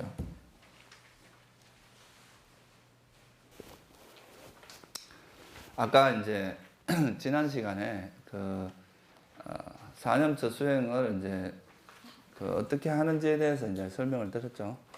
그러니까 우리가 네 가지 대상이 이제 우리가 알아차려야 될 대상이 뭐라 그랬어요? 신수신법인데 그 신수신법 중에서도 어떤 거예요? 법을 알아차려야 된다 이런 말 했죠, 그죠? 실상을 알아차려야 된다. 그 실상을 알아차리는데 우리가 이제 몸에 관해서는 뭐 예를 들면 지수화풍, 안이비설신, 색성향 미초 뭐 이런 것도 있죠, 그죠? 그게 이제 실제가 되고 그거에 대해서 이름을 붙인 거는 그렇게 중요하지는 않다 이 말이에요. 근데 사실 그 이름이 또 뭐 아주 그 우리가 이제 실제를 예를 들면 이런 현상을 지의 요소라고 한다 할 때 그거는 이제 지가 가지고 있는 그 내용이 실상이다 이거예요, 그죠? 그래서 그게 이제 생각이 이렇게 진행되기 전에 그 이제 실제로 보는 그걸 알아차리는 게 중요하다고 말씀을 드렸죠, 그죠? 그래서 그거를 아는데 몸에는 그런 게 있고 수는 뭐 이제 행복한 느낌, 괴로운 느낌 또 뭐 이래가지고 세 가지가 있었죠. 행복한 거, 괴로운 거, 행복하지도 않고 괴롭지도 않은 거. 이게 세속적인 거, 비세속적인 거 이래 나누면 9가지가 되죠, 그죠? 그러니까 그거는 뭐냐 하면 이 느낌을 안다 이게 아니고 그 느낌, 우리 마음에서 그런 느낌이라는 심리 작용이 일어나는 그걸 아는 게 뭐라 그랬어요? 그게 실상이죠, 그죠? 그걸 알고 마음도 마찬가지고 이 오장애나 칠각지 같은 경우도 단순히 그냥 이게 뭐다 이렇게 뭐 그런 게 있다 이런 개념을 아는 게 아니라 여러분이 어떤 사람을 만났을 때 화가 탁 일어나면 그 마음에서 이제 화가 이렇게 작용하는 그 마음을 알아차리는 거 이게 실상을 아는 거다 이 말이에요. 무슨 뜻인지 이해가 되시죠? 욕망도 마찬가지고. 그렇게 해서 이제 이 그 몸이라는 것을 기준으로 해서 몸을 기준으로 해서 이제 이 마음의 변화를 알아차리면 되는 겁니다. 여러분 이제 일상생활에서. 그게 이제 실제로 신수신법이 이래 신 알아차리고 수 알아차리고 법 이런 게 아니라 이게 이제 그때그때 뚜렷한 것들이 일어났다가 일어나고 사라지고 한다 이 말이에요. 그건 이제 현재 지금 이 순간에 가장 뚜렷한 것을 알아차리면 된다 이 말이에요. 근데 이제 이번 시간에 이야기할 건 뭐냐 하면 그러니까 그런 걸 알아차림을 할 때 우리 마음의 자세를 이야기하는 겁니다. 어떤 식으로 알아차림을 할 때 이제 좀 쏟기 쉬운 자세. 그러니까 이제 그거를 실제 이런 수행하는 방법을 알고 있는 것과 그 방법을 실제로 이렇게 이끌어 나가는 것은 좀 다르단 말이에요, 그죠? 그래서 그거를 이제 실제로 수행을 이끌어 나갈 때 좀 필요한 마음 자세를 이제 설명을 하는 거죠. 그래서 이걸 제목을 뭐 번뇌로 반응하지 말고 지혜를 대처해라, 지혜로 대처해라. 이제 이렇게 이름을 붙였는데, 그래서 이제 우리가 보통 보면 알아차림을 하다가 이렇게 나타나는 여러 가지 이제 현상들이 있는데 그런 현상들을 제대로 또 케어를 못 하다 보면 오히려 이제 수행하는 것이 힘들어지고 괴로워지는 경우가 있단 말이에요. 그래서 이제 그런 알아차리는 그 과정에서 일어나는 여러 가지 상황들을 어떻게 대처할 것인가. 그걸 여러분들이 그냥 막 번뇌로 대처할 건가? 아니면 지혜로 대처할 건가? 거기에 따라서 이제 중요도가 차이가 나는 거죠. 그래서 첫 번째는 이제 우리가 이제 알아차림 수행의 가장 기본이 이제 좋아하고 싫어하는 마음을 버리는 거잖아요, 그죠? 집착하거나 싫어하는 걸 버리는 건데 이게 이제 첫 번째는 잘 돼요. 그러니까 어떤 현상이 나타났을 때 그냥 알아차리는 건 잘 되는데 그 다음 두 번째, 세 번째 일이 지속될 때 거기서는 또 마음이 흔들리기가 쉽다 이 말이에요. 무슨 말이냐 하면 예를 들어서 수행을 하다 좋은 상황이 나타날 수가 있잖아요. 뭐 고요하다든가 평온하다든가. 그러면 거기에 대해서 자기도 모르게 또 좋은 게 나타나면 거기에 이렇게 집착을 할 수 있는 가능성이 있다 이거죠. 그죠? 그거에 대해서. 그러니까 이것도 어떻게 보면 우리가 이제 처음에 알아차림을 할 때는 탐욕에서 벗어났는데 또 수행을 하면서 거기에 대해서 집착을 하게 되면 이건 또 다른 집착이 된다 이거죠. 그죠? 무슨 말인지 이해가 되시죠? 그래서 보통은 이제 결과 자체에 대해서도 설사 그것이 좋은 결과로 나타나더라도 뭐 예를 들어서 뭐 희열이 일어난다거나 행복이 일어난다거나 뭐 아주 고요한 삼매 비슷한 상태를 경험했다든가 이런 것도 집착의 대상이 되면 안 된다 이 말이에요. 그죠? 그것을 그냥 이런 상태가 나타나는 것에 대해서 이제 우리가 뭐 기뻐하고 이런 건 좋은데 그 상태를 집착해서 다음에 또 그걸 만들려고 하고 이런 마음 상태는 또 수행을 방해하는 요소로 작용하기 때문에 어떤 대상이 나타나더라도 좋든 싫든 그거를 평온하게 바라보는 이런 태도가 이제 수행하는 데는 되게 중요하다 이거예요. 자세가 중요하다 이 말이죠. 그러니까 그건 이제 보통 탐욕이나 이런 거, 뭐 그런 거에 대해서는 이게 집착하면 안 된다 이런 건 다 아시는데 예를 들어서 막 갑자기 수행하는데 관세음보살이 딱 보여 또는 뭐 부처님이 보여 이러면 이거는 이건 너무 좋다 나는 이제 뭐 뭔가 응답을 받았다 가피를 받았다 이러면서 거기에는 막 정신없이 빠져버리거든. 근데 이것조차도 역시 하나의 뭐예요? 그 대상이 나타나는 것 자체가 문제라기보다 그렇게 반응을 하는 거는 뭐로 반응하는 겁니까?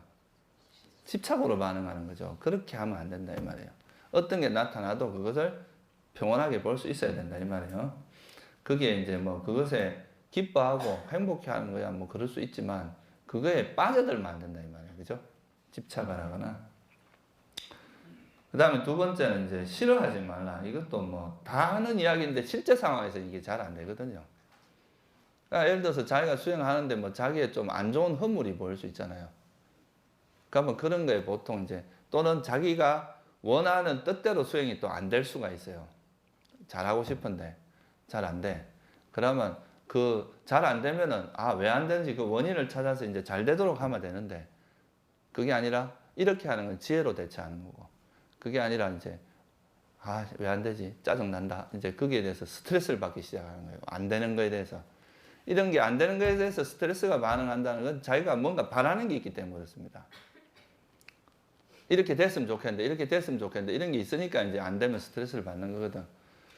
근데 그렇게 하지 말고, 이제 거기서 뭐가 일어나는지, 이런 것을 왜 이게 안 되고, 어떻게 하면 잘 될 수 있는지, 이런 거를 찾고, 그런 것을 이해하는 것이 훨씬 이제 의미가 있죠. 그래서 자기한테 좀 보기 싫은 대상, 원치 않는 대상이 나타난다 하더라도 그것을 싫어하는 마음으로 대처를 하지 마라 이거죠. 특히 이제 수행의 결과나 이런 게 자기가 원하는 그 어떤 상태가 나타나지 않는다고 해서 그거에 대해서 짜증을 내거나 불만을 가지는 것은 이제 수행을 퇴보하게 만드는 거고 또 다른 성냄이다 이거예요 그게. 그죠? 우리가 성냄을 버려 나가다가 이제 성냄을 버리려고 수행을 하는 건데 또 다르게 성냄을 내는 것이 될 수 있다 이거예요. 그죠? 그래서 이제 잘 되고 안 되건 간에 그냥 예를 들어서 안 되면 안 된 대로 그걸 알아차리는 그 상태를 잘 알아차리는 거 거기에 대해서 대처만 적절히 하면 그거는 발전을 하는데 안 되는 것에 대해서 화로서 반응을 하게 되면 이거는 이제 점점 수행이 힘들어지게 됩니다. 스트레스를 받고. 그래서 이제 좋아하고 싫어하는 마음을, 그러니까 그거는 어떤 상황에서도 마찬가지다 이거예요. 처음 수행할 때 번뇌가 일어날 때뿐만 아니라 수행이 잘 되거나 안 되거나 그런 상황에서도 여여하게, 그러니까 일관되게 항상 우리 마음은 어떤 대상에 대해서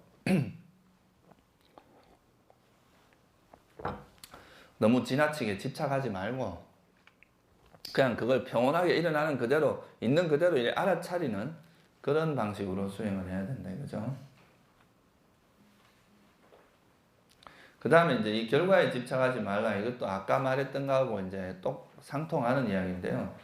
사람들이 보통은 생각하는 게 이제 결과에만 집착을 하지, 그 결과에 집착하는 것보다 그 결과가 일어나기 위해서 뭐가 필요한가를 생각하는 게 되게 중요하거든요. 뭐 어떻게 해야 그러면 결과가 일어나느냐. 예를 들어서 뭐 위파사나 수행을 잘 하려고 하면은 아까 말했듯이 이제 이런 어떤 현상이 일어나더라도 그것을 동요 없이 바라보고 또릿하게 정신을 바짝 차리고 뭐가 일어나든 간에 이거는 그냥 일어나는 그대로 알아차리는 것이 중요한 거지. 그걸 구태여 뭐 내가 취사 선택을 한다거나 또는 이런 결과만 일어나길 바란다거나 이런 건 위파사나 수행이 아니단 말이에요. 그건 자기가 원하는 방향으로 이렇게 하는 거지, 우리 세상이 존재하는 그 모습 그대로 이해하는 것이 될 수는 없잖아요. 그죠? 근데 위파사나는 이제 어떻게 보면 세상의 본질을 있는 그대로, 진실 그대로 이해하는 거란 말이에요. 내가 원하는 어떤 방향을 만들어내려고 하는 게 아니단 말이에요. 근데 이제 결과에 집착을 하게 되면 내가 원하는 뭔가 어떤 상태를 만들려고 하는 마음이 생깁니다. 그러면 이거는 사실 뭐 그렇게 된다 하더라도 그건 자기가 원하는 상태지 진리가 아닐 수도 있다 이 말이에요. 그러니까 진리라고 하는 거는 있는 그대로의 모습이 드러나는 거지 자기가 만들어내는 게 아니다 이 말이에요. 그냥 그것이 이제 성숙될 수 있는 조건만 만들면 된다 이거죠. 그러니까 이제 뭐 예를 들어서 사과 나무를 이제 사과 열매를 원하는 사람이 있는데 그 사과가 이제 사과를 먹고 싶으면 그 사과 씨를 뿌리고 물을 주고 그하고 거름을 주고 잘 관리를 하고 이러면 저절로 사과나무가 열매가 맺어질 텐데 이런 거를 하는 거는 하지도 않고 막 그 사과만 탐을 내면 결국은 어때요? 남이 해놓은 거 그걸 이제 가지려고 한다거나 그런 식으로 갈 거다 이거예요. 그러면서 이제 남은 벌써 사과를 먹고 있는 걸 보면서 나는 못났다고 자기를 이제 비하하고 열등감을 가지고 나와 남을 비교하는 이런 식으로 마음이 흘러갈 수 있거든요. 그래서 이제 이런 결과에 집착하기보다는 내가 지금 그런 수행을 하는데 뭐가 필요한지 진짜 수행을 하는 것에서 필요한 조건을 성숙시키는 게 중요하다 이거예요. 그 하루차림을 잘하는 거는 그냥 있는 그대로의 그 현상을 정신 차리고 그 취사 선택하거나 그렇게 하지 말고 그냥 드러나는 그대로 알아차리는 연습을 하라 이거예요. 단지 이게서 전에 한 말씀 드렸지 단속해야 되는 것은 과거 미래로 가는 거나 그거에 대해서 생각이 움직이는 이런 것만 단속하면 되지 대상 자체를 선택하려고 할 필요는 없다 이 말이에요. 그 기본적인 바운더리 우리가 이제 그 일종의 수행자의 영역에 머물러라 이렇게 부처님이 말씀하신 게 있어요. 그게 뭐냐 하면 알아차림의 그 대상을 벗어나는 것은 우리가 막아야 돼요. 그건 단속을 해야 돼. 근데 이 알아차림의 대상이 신수신법이라는 이 범위 내에서는 실상의 범위 내에서는 그냥 그거를 취사선택할 필요가 없다 이 말이에요. 일어나는 대로 현재 지금 이 순간에 가장 뚜렷한 대상을 알아차려도 되거든요. 그렇게 하면 그냥 이 진리는 여러분들한테 저절로 드러나는 것이지 여러분이 원하는 대로 만들려고 하면 안 된다 이 말이에요. 이 수행도 보면 처음에 이제 하다 보면 사람들이 자기가 원하는 것을 얻으려고 하는 게 많아요. 내가 이렇게 얻고 싶은 게 있을 수 있거든요. 그런 걸 얻으려고 하는 이런 건 가래에 불과합니다. 이건 실제로 성공하기 어려워요. 근데 그냥 어떻게 하면 이런 이제 예를 들면 부처님께서 방향성을 분명히 제시를 했잖아요. 그죠? 그러면 그 방향으로 바른 노력, 말 그대로 팔정도가 이야기하는 게 정견이 바른 방향으로 바르게 생각해서 바르게 노력하면 결국 좋은 결과가 일어나는 건데 그런 노력을 하지 않고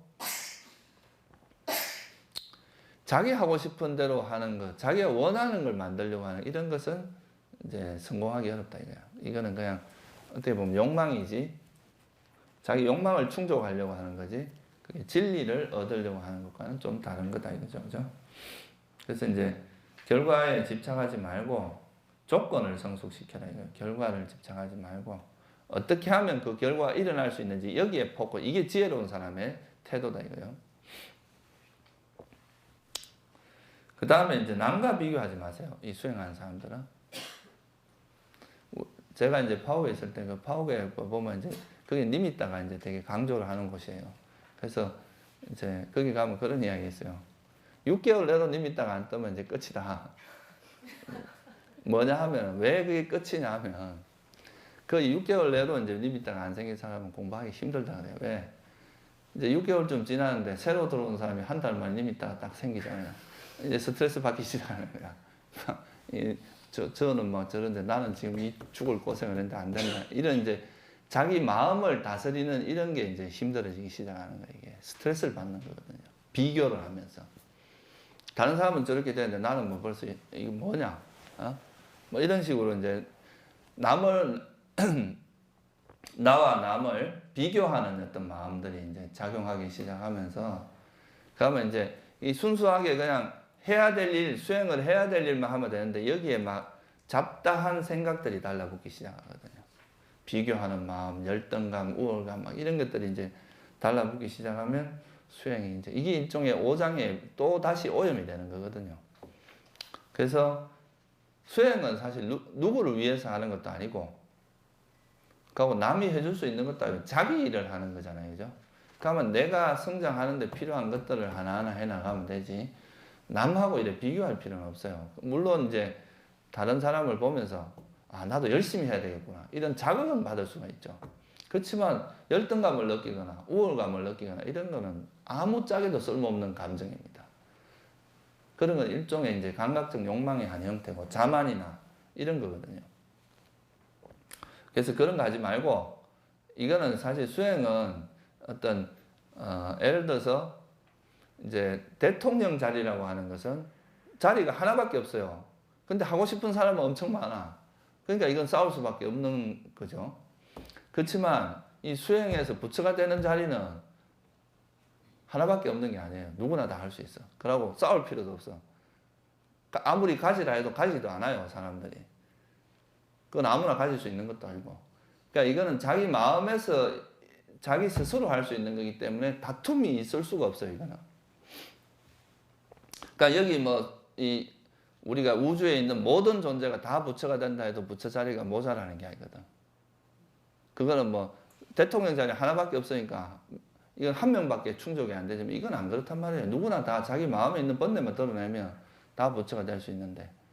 그러니까 이거는 어떤 누구와 다툴 필요도 없는 거고 자기 내면의 문제이기 때문에 누구하고 비교하고 이럴 필요가 없다 이거예요. 내가 지금 수행이 더딘 거는 전생에 여러분이 놀아서 그래요. 전생에 수행을 안 하고 게으르고 놀아놓으니까 이 생에 고생을 해야지. 그럼 어쩔 거야. 당연한 거지. 그럼 이 생에 좀 더 열심히 하면 다음 생에 더 쉬워질 거 아니에요. 그죠? 그러니까 그렇게 생각을 해야지. 그거를 이렇게 남이 잘 하는 걸 보고 비교하고 나는 왜 이럴까 이렇게 하면서 스트레스 받다가 결국 수행 안 하고 이렇게 하면 자기 손해거든요. 그건. 그죠? 그래서 이 수행이라는 것은 자업자득입니다. 자업자득. 자기가 짓고 자기가 받는 거지. 누가 누구를 잘 가르쳐주고 저 사람은 잘 가르쳐주고 저 사람은 안 가르쳐줘서 수행이 잘 되고 안 되고 그런 건 절대 아니거든요. 그건 이제 자기가 지금까지 쌓아온 공덕의 힘이 있어요. 일단은 바라밀의 힘이죠. 그죠? 그 바라밀의 힘이 기본적으로 작용을 하고 그 다음에 이 생에 여러분이 얼마나 노력하느냐가 또 되게 중요해요. 그 법국에 보면 전생에 이 사람이 가지고 온 바라밀은 어릴 때 만약에 수행을 만났으면 아라한이 될 수 있는 사람이었어요. 그리고 또 초년기에 했으면 아나함이 될 수 있었고 또 나이가 들어서 했으면 그 사다함 이 정도까지 될 수 있었던 사람인데 이 사람이 결국 마지막에 삶을 어떻게 살았냐 하면 거지로 살다 죽었어요. 그러니까 자기 가진 재산 다 탕진하고 감각적 욕망만 누리다가 그러니까 전생의 그런 공덕이 되게 중요한 조건이기도 하지만 또 그게 아무리 그 전생에 큰 공덕을 지었다 하더라도 이 생에 와서 또 방만하고 방심하면은 또 그게 그 별 의미 없이 삶을 끝낼 수도 있거든요. 그러니까 이제 자기한테 일어나는 일은 다 자기가 지은 거다.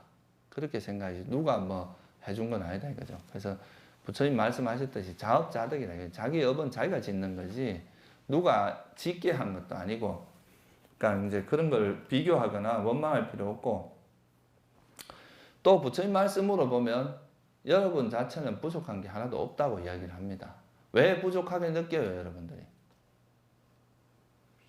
나는 부족해 라고 느낀 이유가 뭐겠어요? 비교하는 마음도 있고 가래가 있기 때문에 그런 거거든. 여러분이 바라는 게 있으니까 뭔가 부족하다고 생각하지, 만약 여러분 마음에 번뇌가 하나도 없다고 생각해요. 부족한 게 하나도 없다는 거죠. 그래서 이 사실은 우리 자체가 부족하다기보다 우리 마음에 있는 그런 번뇌들이 우리가 부족하게 느끼게 만드는 거란 말이에요. 그죠? 번뇌가 작용해서 자꾸 갈증을 일으키고 더 가지고 싶고 이런 마음들이 나를 불만족에 빠지게 만들고 힘들게 만든다 이거예요. 그래서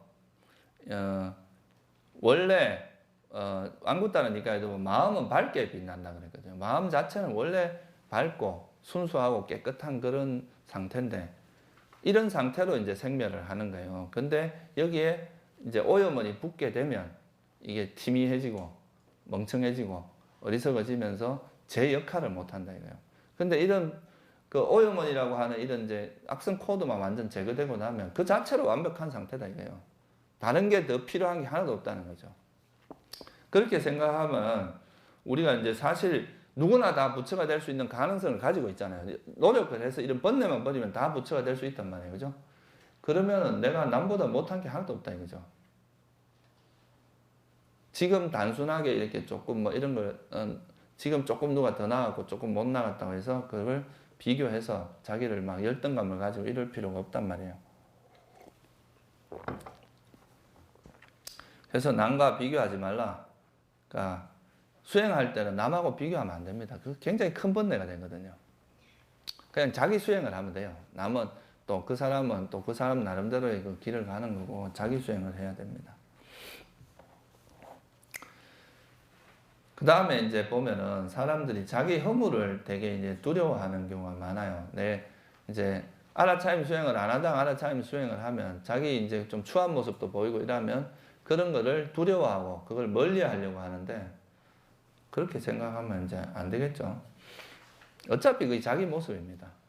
여러분이 인정을 하든 부정을 하든 그게 자기 모습이고 자기가 살아온 삶의 어떤 흔적이란 말이에요. 그러니까 그런 걸 두려워하지 말고 그런 문제에서 만약에 문제가 있으면 그걸 개선하려고 노력하면 되지. 그런 걸 자꾸 부정하려고 하고 숨기려고 하는 그 자체가 스트레스가 되고 그게 또 번뇌가 되거든요. 그런 번뇌를 왜 일으키냐 이거예요. 그냥 자기 부족한 거는 남이 뭐라 그러기 전에 자기가 먼저 그냥 막 솔직하게 이야기를 해버리면 그만 속 편합니다. 그러니까 숨기려고 하면 할수록 자꾸 거짓말을 해야 되고 그러니까 마음을 졸여야 되고 초조하고 그런 불안하고 이런 게 있잖아요. 그러니까 그런 생각은 버리고 그냥 자기의 모습을 있는 그대로 인정해 주는 게 시작입니다. 그러니까 보통 이제 저도 그랬었고 수행자들이 보면은 이제 자기 이상형이라는 게 있거든요. 그러니까 이제 수행해서 이런 모습이 되면 좋겠다. 그런 거는 되게 이제 의미가 있는데 그거는 어떻게 보면 하나의 참고고 그런 분들의 어떤 장점을 우리가 배우는 건 있는데 그런 모습을 여러분들이 이미테이션을 하면 안 돼요. 그러니까 이거를 만약에 모방을 하게 되면 그게 뭐가 되느냐? 내 모습은 없어지고 자기 모습을 여기다 끼 맞추려고 한다 이 말이에요. 그러면 진짜 자기가 가지고 있는 어떤 특징이라든가 장점 같은 것들이 사장되기가 쉽습니다. 그러니까 자기의 어떤 그 모습에서 아까 말했듯이 이런 번뇌만 버리는 쪽으로 노력을 하면 되지 너무 다른 사람의 모습에다 자기를 끼 맞추려고 하는 이런 거는 바람직하지 않습니다.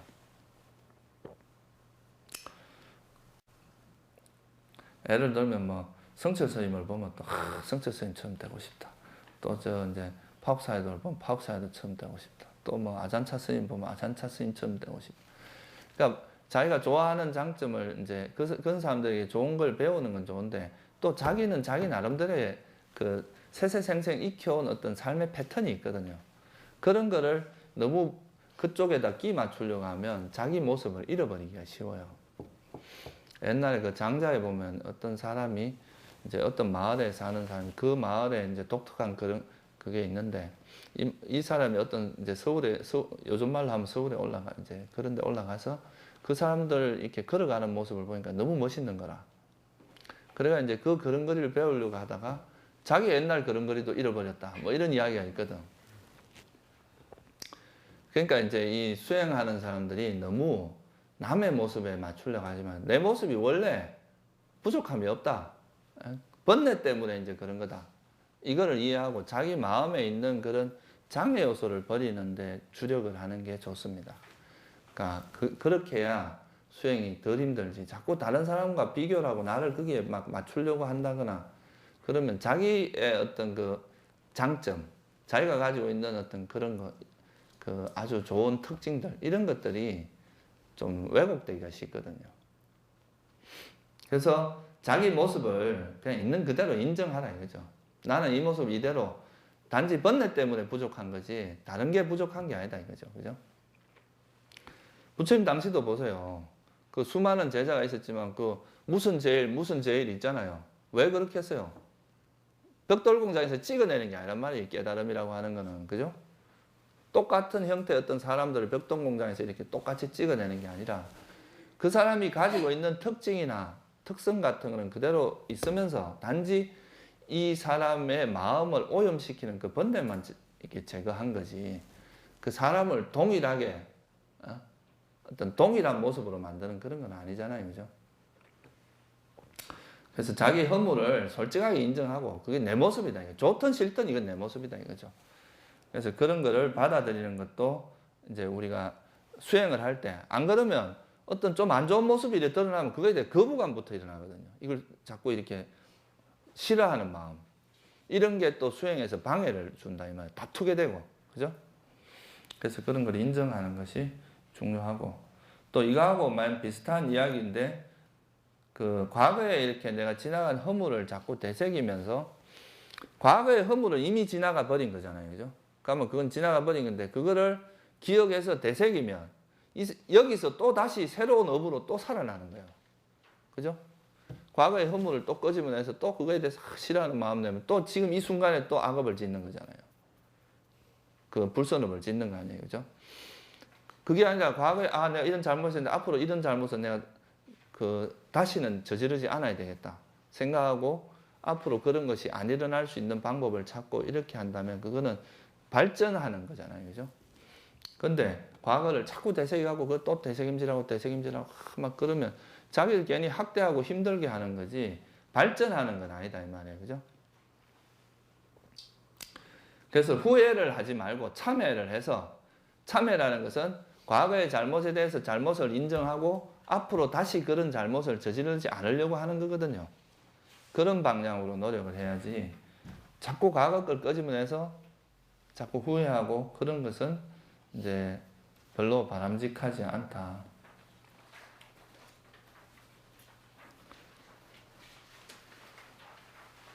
그러고 이제 우리가 수행을 할 때 보통 보면 이제 번뇌가 일어나면 아까 이게 이제 비슷비슷한 이야기를 좀 다른 각도에서 이야기를 하는 건데요. 보통 보면 이제 그 번뇌가 일어났을 때 그거에 대해서 이제 싫어하는 마음이 작용을 하면 다툼이 일어납니다. 이런 것 좀 없어졌으면 좋겠다. 안 일어났으면 좋겠다. 근데 실제로 이 번뇌가 여러분 지혜의 원천입니다. 어떤 면 역설적으로 이야기를 하면 번뇌를 통해서 지혜가 생기는 거거든요. 번뇌에 대한 이해를 하고 번뇌가 어떻게 일어나고 번뇌의 원인이 뭐고 번뇌를 어떻게 하면 버리고 이런 거를 이제 공부를 하면서 여러분들이 이제 지혜가 자꾸 성장을 하는 거지. 번뇌가 없다면 여러분들 수행도 안 할 거고 번뇌가 없다면 지혜가 성장할 수 있는 계기가 없다 이 말이에요. 그래서 번뇌를 자꾸 키우는 거는 문제가 되겠지만 이런 번뇌를 통해서 이제 우리가 뭔가 지혜를 개발하는 어떤 하나의 소재거리가 되고 번뇌를 통해서 우리가 이제 인간의 마음이라든가 심리 이런 걸 이해하는데 큰 도움이 되거든요. 그래서 이 번뇌라는 것은 어떻게 보면 우리를 성장시켜주는 하나의 그 원천이기도 하다 이거예요. 역설적으로 말하면. 그래서 번뇌가 일어났다고 해서 화를 내고 막 성질을 내고 이렇게 하면 그건 다툼이 일어나고 마음 내면의 갈등이 일어나기 때문에 수행하는 것이 힘들어진다 이거예요. 그러지 말고 이 번뇌가 도대체 왜 일어나는가? 이 원인은 도대체 뭔가? 그리고 또 이걸 어떻게 하면 다시 안 일어나게 할 수 있을까? 이런 거를 이제 반조하고 조사하고 아까 말한 지혜를 개발하는 그런 쪽으로 마음을 기울이면 이 번뇌가 여러분한테 되게 좋은 친구도 될 수 있다 이거예요, 그죠? 친구라고 그러기는 그렇지만 이런 이제 수행을 지혜가 생기게 하는 중요한 토대가 된다 이거예요. 그래서 옛날 어른 스님들이 이제 중생을 알아야 부처가 된다 이런 말을 했거든요. 그러니까 중생을 이해하지 못하는데 어떻게 부처가 될 수 있나 이거예요. 그 마지막 니까의 정경경에도 보면 번뇌가 뭔지를 알고 번뇌의 원인, 번뇌의 소멸 이르는 길 이걸 아는 것이 정견이다 이렇게 나오죠, 그죠? 그러니까 결국 지혜라고 하는 건 이런 번뇌에 대한 철저한 이해를 이야기하는 거란 말이에요. 번뇌를 여러분들이 확실히 이해를 해야 이 번뇌를 버릴 수가 있거든요. 그래서 사실 이 번뇌를 잘 이해하는 것은 지혜를 개발하는데 아주 중요한 거기 때문에 번뇌가 나타나면 드디어 이제 내가 또 더 지혜가 생기겠구나 이렇게 마음을 먹으면 번뇌라는 것이 두렵고 힘들고 또 이렇게 안 좋은 대상만이 아니라 여러분을 성장시켜주는 동력이 될 수도 있다 이거죠. 그러니까 이건 마음가짐이 되게 중요합니다. 이걸 어떻게 대처하냐에 따라서 이것이 되게 이제 수행하는 것 즐거운 일이 될 수도 있고 잘못하면 되게 힘든 일이 될 수도 있다 이거예요, 그죠? 그리고 여러분들이 뭐 행동하거나 이럴 때 이제 그 행동의 적절함이나 적당한가 안 한가 아까 말했듯이 이게 지금 수행자의 영역인가 수행자의 영역 밖인가 이런 것도 잘 이해를 하고 또 내가 하는 행동이 이게 이익이 있는 건가 이익이 없는 건가 이런 거를 잘 판단을 해서 이제 수행할 때 이런 것도 중요하거든요. 그러니까 바운더리를 잘 정해야 돼요. 아무거나 마음대로 뭐 가서 안 될 때 괜히 가가지고 번뇌 엄청 일으켜 놓고 또 그거 버린다고 막 노력하고 이래 할 필요는 없잖아요.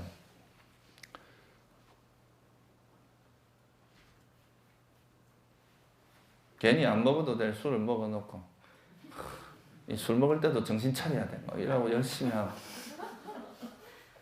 그럴 이유는 없다 이거죠. 그러니까 우리가 이제 이 행동에 이익이 있나 없나 이런 적절한가 안 한가 이런 걸 잘 판단해서 가야 될 자리, 가지 말아야 될 자리, 해야 될 행위나 안 해야 될 행위 이런 거를 잘 판단해서 이렇게 행동을 하면 예방을 할 수 있다, 이 번뇌를. 그래서 그 탈무드에서 내가 옛날에 어릴 대학 다닐 때 봤던 이야기 중에 요령 있는 사람은 이제 어떤 위기에 처해서 잘 빠져나오는 사람이고 어려움에 처해서 지혜로운 사람은 아예 어려움에 들어가지 않는 사람이다 이렇게 이야기하거든요. 그러니까 진짜 불교에서도 지혜가 있는 사람은 번뇌가 일어날 행동을 아예 안 합니다. 그런 행위라든가 그런 근데 이제 조금 똑똑한 사람은 해놓고 이제 그 뒤치다꺼리를 잘하는 그건 그래도 그나마 그건 낫죠. 근데 이제 아예 해놓고 뭐 뒤치다 번뇌에 아예 휩쓸려 버리는 사람들은 이제 향상하기가 힘든 게 되고 그래서 지혜로운 사람들은 아예 이제 그런 번뇌가 일어날 일을 안 한다 이거죠. 그래서 이 적절한 자기가 가야 될 곳과 해야 될 것, 안 해야 될 것 이런 걸 적절히 잘 판단하는 것도 여러분이 수행할 때 되게 중요한 부분입니다. 이거는 번뇌를 아예 줄여주는 효과가 있다 이거예요.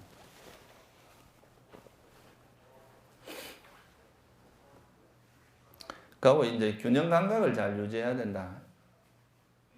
이건 내가 다음에 또 조금 더 자세히 설명을 드릴 텐데, 그러니까 수행은 이제 균형입니다, 균형. 너무 한쪽으로 치우치면 이게 항상 문제를 일으켜요. 그러니까 우리가 선한 마음이라는 것에 아주 장점이 뭐냐면 균형 잡힌 마음이다 이거죠. 불선한 마음은 너무 좋은 걸로 확 치우쳐버리거나 나쁜 걸로 확 치우쳐버리거나 이런 거잖아요. 근데 그런 거에 이제 빠지지 않고 균형을 잘 유지해야 됩니다. 그리고 노력할 때도 적절히 노력을 해야지 너무 막 욕심이 앞서가 지나치게 노력을 한다거나 또는 너무 느슨하다거나 이런 것을 이제 문제가 되니까 적절하게 노력하는 것 이런 것이 이제 균형 감각이라고 할 수 있어요. 이거는 제가 다음에 또 조금 더 자세히 설명을 드리기로 하고 그 다음에 이제 요거는 좀 맨 비슷한 이야기인데 어떤 결과라는 것이 이제 이래 드러나는데 이 결과 자체에다 마음을 두는 것보다는 이게 왜 일어났는가 이런 거에 좀 관심을 둘 필요가 있습니다. 그러니까 드러난 결과는 어떻게 보면 말 그대로 결과잖아요. 그죠? 어떤 것이 형성됐을 때 이런 결과가 일어나는가, 어떤 원인에 의해서 이런 결과가 일어나는가, 이거를 이해하는 것이 이제 불교를 이해하는 데는 되게 중요합니다. 결과는 조건이 성숙되면 저절로 일어나는 거니까 조건이 만들어지면 그래서 내가 지금 현재 화가 났다. 그럼 왜 화가 났지? 이런 거에 빠질 게 아니라 왜 이 화가 일어났는지 그 화의 원인을 보는 것이 중요하다 이 말이에요. 그러니까 이거를 이해하게 되면 나중에는 이제 우리 마음속에서 그런 번뇌를 일으키는 잠재 성향, 여러분들의 성향 또는 마음의 패턴 이런 것들을 이제 이해할 수가 있는 거죠.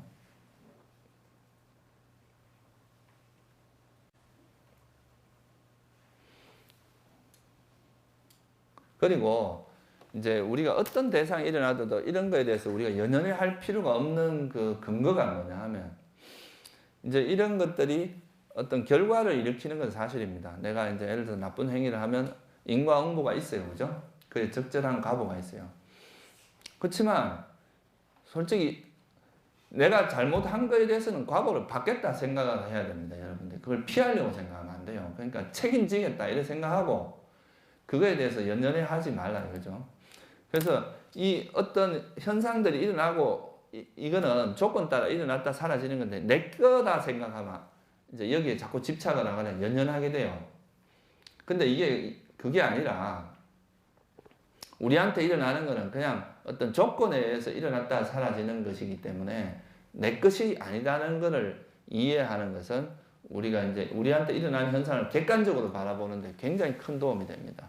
이건 내 번뇌, 내 거, 내 자존심, 이런 나라는 개념이 포함되면 이거를 내 것이라는 개념이 포함되면서 버리기가 참 힘들어집니다.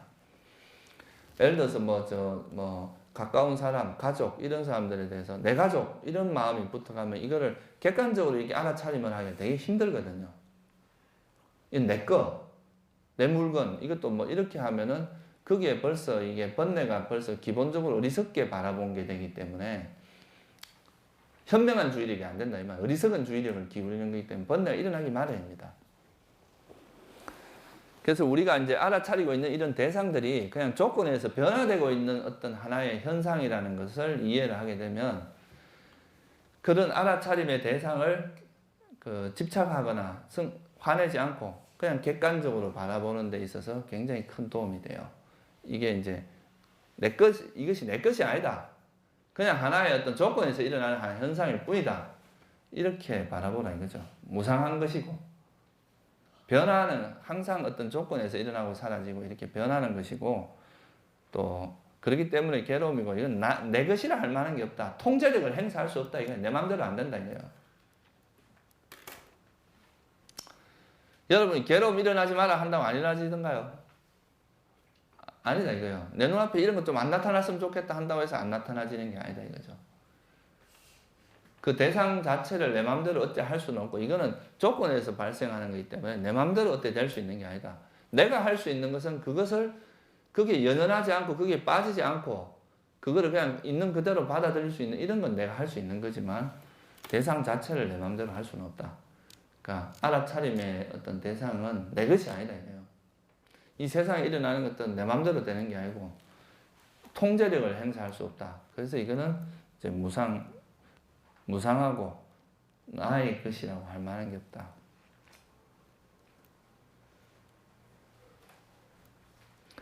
실제로 이제 수행을 방해하는 것 중에 이제 애착이 굉장히 많이, 감각적 욕망이 많이 방해를 하는데 이건 내 집, 내 차, 내 물건, 내 거 이렇게 하다 보면 그 자체가 상당히 많은 번뇌를 이제 유발하게 되거든요.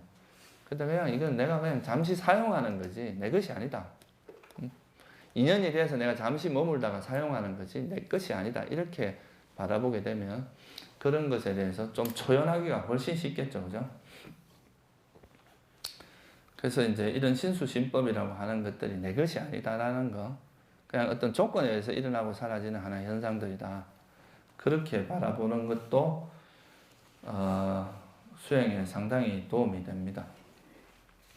그래서 제가 지금 말씀드린 이런 것들을 좀 염두에 두시고 알아차림 수행을 할 때 여러분 마음에 이제 이런 동요가 일어났을 때 이제 장애가 개입되게 되면 이제 동요가 일어나고 마음이 힘들어지고 이럴 때는 그런 걸 이렇게 좀 생각을 하면서 그때그때 적절하게 활용을 하시면 이제 그런 상황들을 좀 극복하는 데 도움이 될 겁니다. 그래서 뭐 아까 이거는 제가 다 설명을 드린 거고 상황에 따라서 이제 적절하게 해야 된다 이거예요. 지혜라는 것은 이렇게 고정된 것이 아니고 어떻게 보면 이렇게 그 상황에 가장 적절한 판단을 하는 거다 이거예요. 그러니까 우리가 그 알아차림이 있는 마음은 내가 여러 번 말씀드렸지만 우리 마음이 최적화된 상태다 이거예요. 어떤 일을 하기에 가장 좋은 상태다 이거예요. 그러면 그 상태에 그 어떤 상황에 문제에 부딪혔을 때 그 마음을 기울이면 거기에 가장 적절한 판단을 할 수 있는 게 이게 지혜의 힘이다 이거죠. 이런 게 지혜의 힘이지. 이럴 땐 이렇게 하고 이럴 땐 이렇게 하고 이거는 죽어있는 지식입니다. 이거는 상황에 따라서 그런 것이 좀 쉬울지 몰라도 그런 거는 상황에 적절한 판단하기 힘들어요. 근데 진짜 지혜의 힘은 어떤 상황이 와도 그게 적절한 판단을 할 수 있는 힘이란 말이에요. 상황에 대처할 수 있는 능력, 이건 순발력도 있고 또 그 상황에 대처하는 그런 힘이 있다 이거예요. 이게 이제 그 상황에 따라 적절하게 이제 대처하는 이런 것도 여러분들이 이제 수행할 때 잘 염두에 둬야 될 거예요. 물론 중요한 몇 가지 이제 어떤 패턴이 있긴 있지만 너무 그런 패턴에 의지해서 수행을 하게 되면 수행이 우리 앞에 닥쳐오는 상황은 되게 다양하고 순간순간 변하잖아요. 그죠? 그런 거를 너무 이런 이제 정형화된 방식으로 수행을 하게 되면 그 수행이 이렇게 원활하게 진행이 안 됩니다.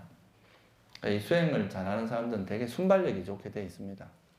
상황에 따른 이제 판단력, 순간순간을 판단하는 능력이 되게 뛰어나지거든요. 그래서 이렇게 잘 활용을 해서 수행을 하시면 수행에 도움이 되지 않을까 생각합니다. 오늘은 여기까지 하고요.